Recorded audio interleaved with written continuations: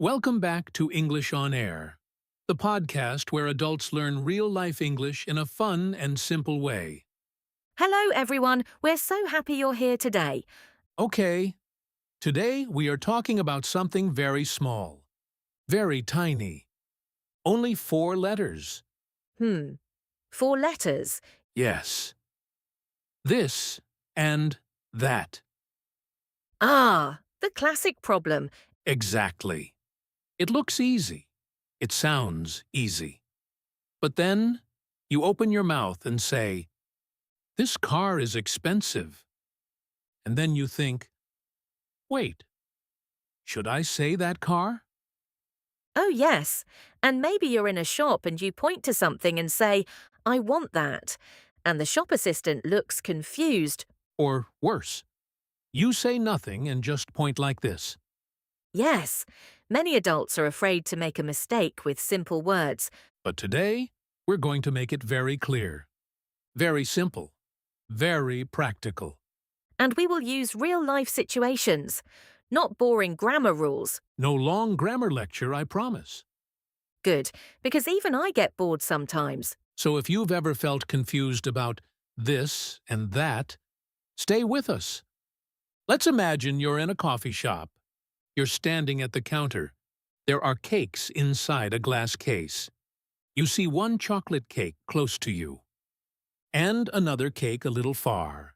You say, What do you say? Good question. If the cake is near you, you say, I want this cake. If the cake is far from you, you say, I want that cake. So, this is near. That is far. Exactly. Near equals this. Far equals that. Very simple. Excuse me, I'd like this cake, please.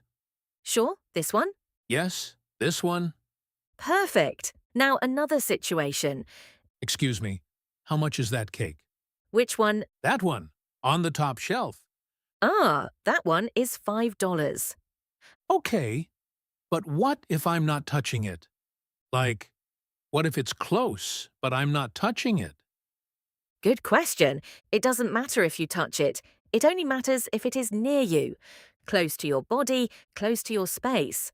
So, this is about distance? Yes, physical distance. Let's imagine you're at home. Your phone is in your hand. You say, I love this phone. Correct? Yes, perfect. It's in your hand, very near. But your old phone is in a box across the room. You say, I don't like that phone anymore. Exactly. It's far from you, so we use that. Wait, I heard something interesting before. Sometimes this and that are not about physical distance. Oh, yes. Now it gets interesting. Sometimes we use this for something emotionally close, and that for something emotionally distant. Example? Okay, imagine you just watched a movie. You loved it. You say, This movie is amazing. You feel close to it. Yes. But if you watched a movie last year and didn't like it, you say, that movie was terrible. Exactly. That can create emotional distance. Let's do a work example. You're in a meeting. Your boss shows 2 ideas on a screen. Idea A is on the left. Idea B is on the right. You are standing near idea A. You say, I prefer this idea. Perfect, because it's closer to you physically or visually. And if idea B is further away on the screen? I don't like that idea. Wait. I think this and that can also be about time. Yes, very good. If something is happening now, we often say this. Example, this week is busy, meaning the week now. And that? That day was difficult, meaning a day in the past. Oh, so this can feel more present. That feels more past or far. Exactly. Sometimes I say, I like that idea, when I mean something close. Is that very wrong? No, not very wrong. People will understand you, but using the correct word makes your English sound more natural. Ah, Natural English. That's our goal. Always. Let's imagine two friends shopping for a sofa. What do you think about this sofa? This one? It's comfortable. Yes, this one. I like this colour, but I don't like that sofa over there. Why not? That sofa looks too big. See how natural it sounds? Near this. Far. That. Okay, let's review important words from today. 1. Near. Meaning close to you. Example, this book is near me. Repeat, near. 2. Far. Meaning not close. Example, that building is far. Repeat, far. 3. Distance. Meaning space between two things. Example, there is distance between us. 4. Prefer. Meaning like one thing more than another. Example, I prefer this coffee. 5. Emotionally. Meaning about feelings. Example, I feel emotionally close to this place. 6. Present. Meaning happening now. Example, this moment is important. Time to speak. Repeat after us. This is my phone. That is your bag. I like this idea. I don't like that idea. This week is busy. That day was stressful. Again, but faster. This coffee is delicious. That restaurant was expensive. I prefer this option. I don't want that one. So now we understand the basic difference between this and that.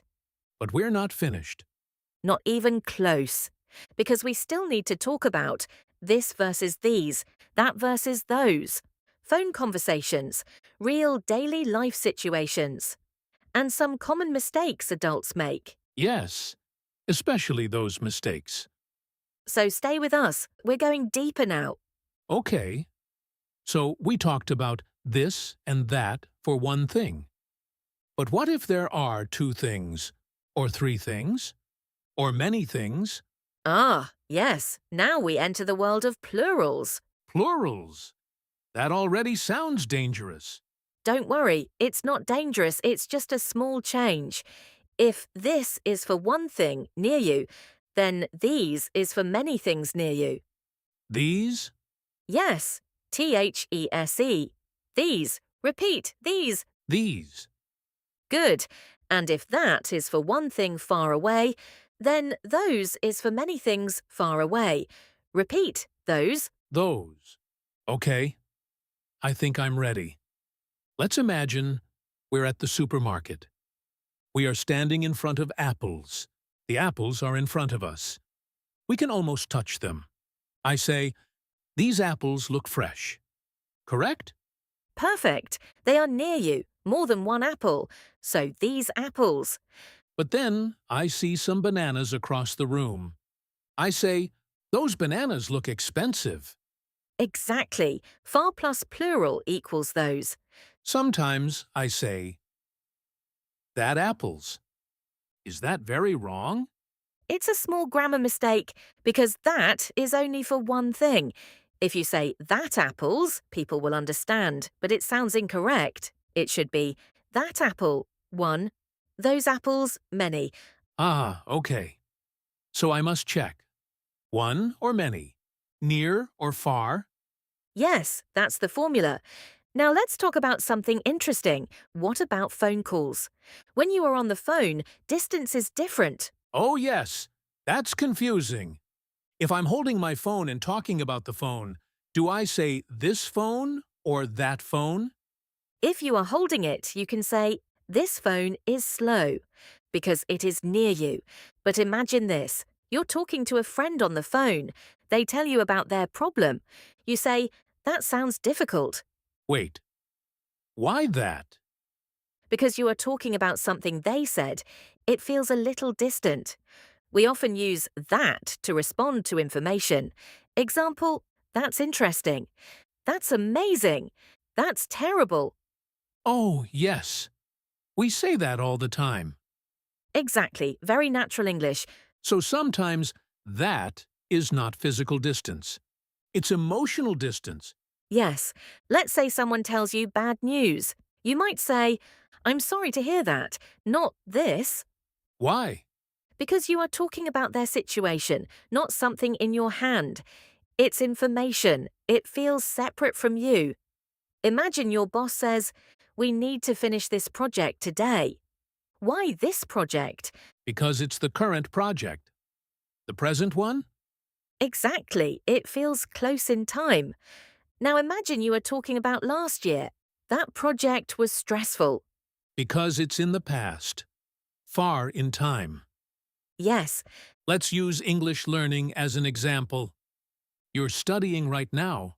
You can say, this lesson is helpful. Because it's happening now. and if you remember a class from 2 years ago, you say, that class was difficult. Ah, now it feels clear. Near in space or time equals this/these. Far in space or time equals that/those. Let's review some useful words from this part. 1. Plural, meaning more than one. Example, apples, cars, ideas. Repeat, plural. 2. Respond. Meaning to answer. Example, I responded with, that's great. 3. Present, meaning happening now.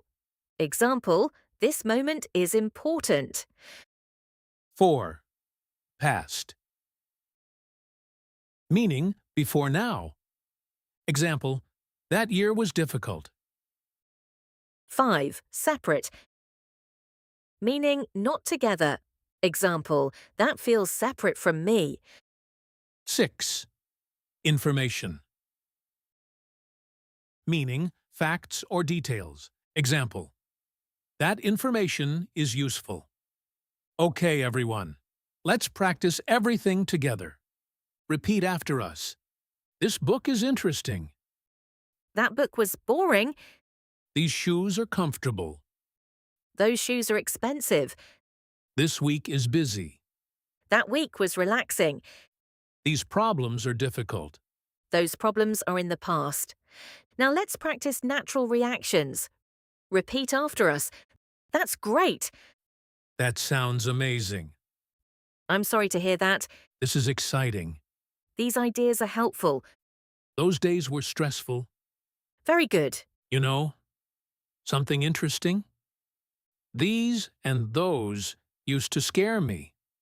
Really? Yes, small words, big confusion. That's very normal. Sometimes the smallest words are the most confusing. But now it feels simple.